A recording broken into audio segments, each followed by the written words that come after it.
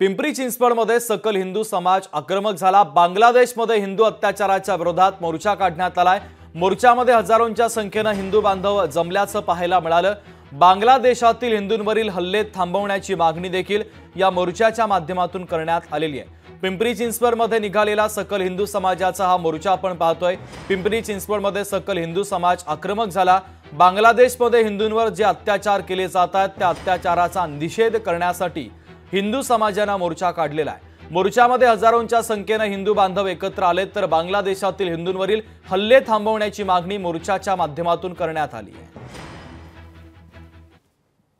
बांगलादेशामध्ये हिंदूंवरती होणारे अत्याचार, त्यांची हत्या, तसंच मंदिरांवरती होणारे हल्ले हे आम्ही कधीच सहन करून घेणार नाही।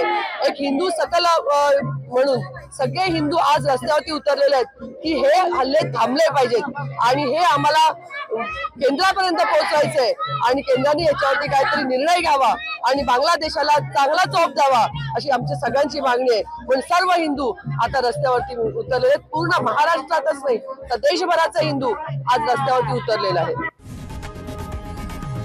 लोकशाही मराठी ऐका, पहा, जागरूक रहा।